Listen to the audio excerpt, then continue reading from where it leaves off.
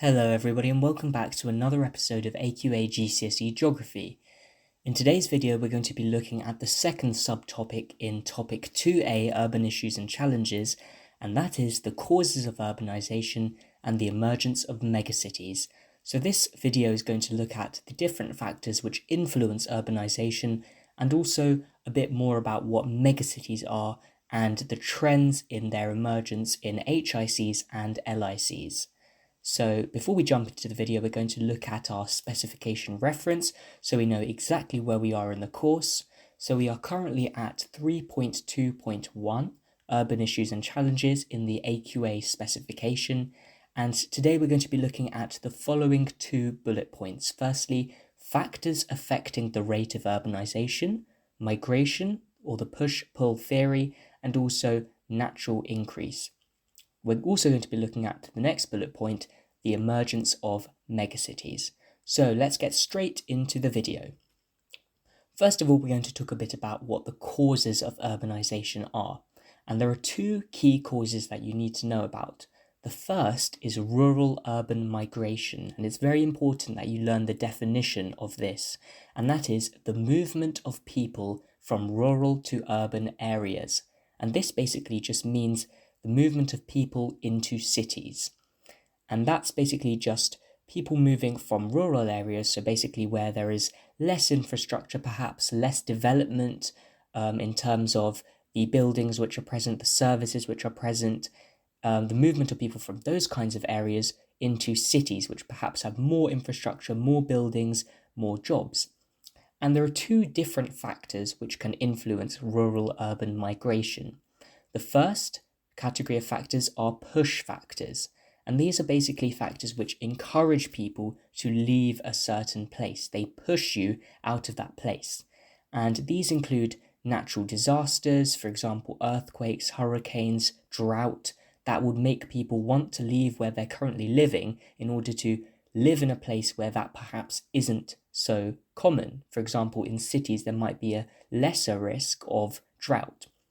Secondly, wars or conflict, that might be more prominent in rural areas in a certain country, and therefore people might want to escape the conflict and the danger that that poses, and therefore move to urban areas.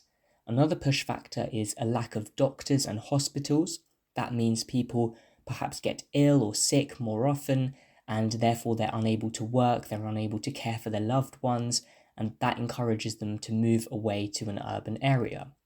Also, poorly paid jobs and a lack of jobs mean people simply can't earn an income, they can't perhaps buy food or basic necessities or even luxuries, and that encourages people to move away.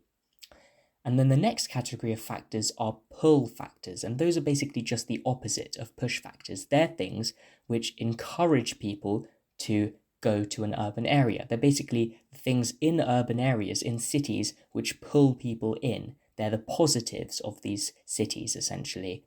And some of the positives of living in a city can be more well-paid jobs, a better education, better healthcare, better infrastructure and public transport. And infrastructure basically means buildings and different types of services that can be within physical buildings. So all of these factors encourage people to move there in order to have a better quality or standard of life. And it's quite important that you understand this concept. Also, you might be given a certain case study or an example, and you might be asked to state a few of the push factors and pull factors in that area. And it's very important that you don't just list the ones that I've put here on the screen, but instead really try and apply it to the question. For example, if a certain source has told you about a drought or a war, then those might be push factors you mentioned. But if there's no evidence of poorly paid jobs or a lack of jobs, then that's perhaps not one to mention if the question has linked it to a certain case study. So that's just something to keep in mind. We're now going to look at the second cause of urbanisation, and that is natural increase. And this is another key definition which you need to know. Natural increase can be defined as the increase in the population which occurs when the birth rate exceeds the death rate. And the birth rate is basically the number of live births per 1,000 people. The death rate is the number of deaths. And basically, that just means, how many people are being born and how many people are dying. If more people are being born than are dying, the birth rate is higher than the death rate, and that means the population is increasing because there's just more people being born than there are dying. So that will lead to an increase in the number of people in total. And the different factors which can lead to natural increase are, for example, a high proportion of young people, since young people are most likely to have children because they're at the age where they can perhaps support a family and take on a family. Also, a lack of contraception, and we'll be looking at this idea more when we look at the changing economic world topic. In certain LICs, sometimes a lack of contraception can lead to a rapid population boom. And that just means people are unable to procreate and have children, and therefore, or rather, people are more able to procreate and have children, and therefore the population will increase because of lack of contraception. Also, better medical care and diets can lead to people being healthier, being able to live longer, and that decreases the death rate. So now that we've looked at the causes of urbanization, we're going to look at megacities. And this is another really, really key definition that you must learn for your exam because it's very, very likely or very possible that they could ask it.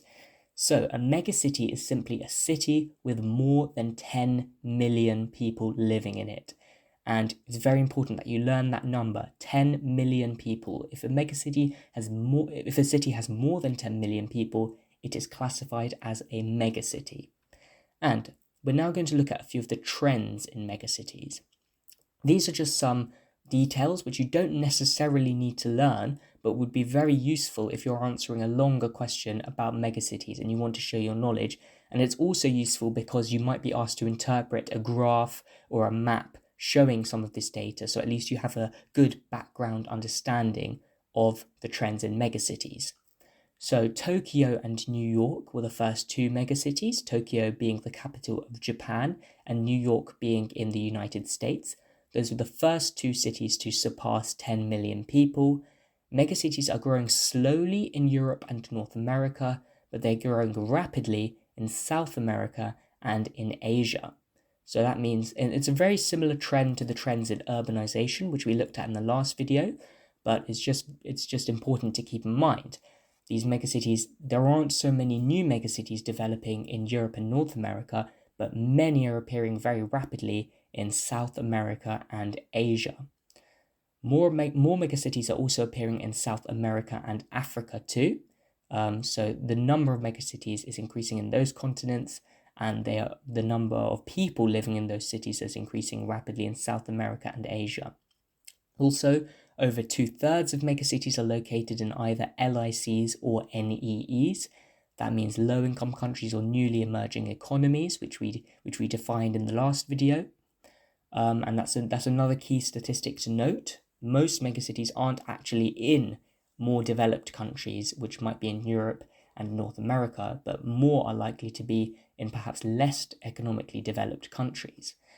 And the number of megacities in total is expected to increase from 28 to 41 by the year 2030. So those are just some key facts which might come in useful, and it might be worth memorizing so you're better equipped to answer those questions which look at graphs or tables or maps.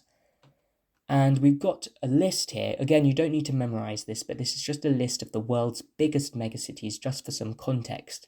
And you can see just by looking at this table some of the trends in it, because you can see some of the countries. We've got Japan, Indonesia, India, the Philippines, China, Brazil, South Korea, Mexico, and China again.